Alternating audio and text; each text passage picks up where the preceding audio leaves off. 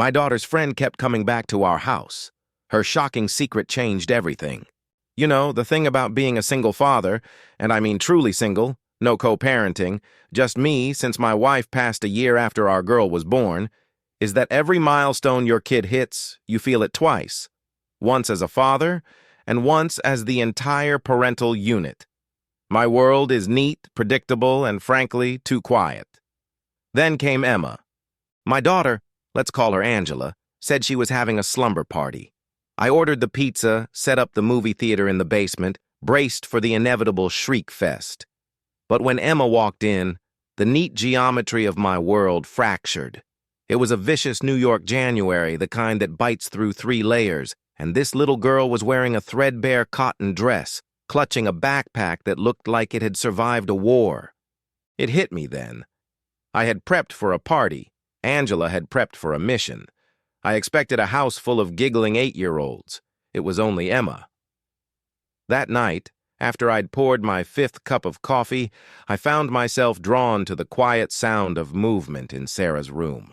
I eased the door open just enough to observe, becoming a reluctant spy in my own home. My girl, my little 8-year-old strategist, wasn't asleep. She was meticulously curating a relief package. Her favorite ski coat, the one I just bought her, the insulated boots, a new pair of fleece pajamas. She was putting them into a spare backpack she didn't use anymore. And then, the stinger. She took the entirety of her Christmas money, over $80 left over from her grandparents, and tucked it inside the coat pocket with a note. It said, "For lunch whenever you need it. Don't tell anyone. That's what best friends do." I realized the slumber party wasn't for fun. It was a brilliantly executed cover story.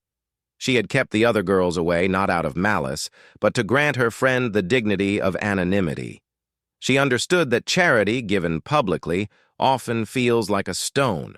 That night, I cried a little into my hands, realizing the universe had gifted me a child whose empathy was both profound and tactical.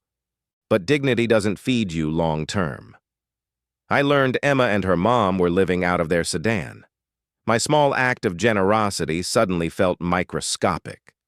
I decided, against all fiscal prudence, to take the deepest dive.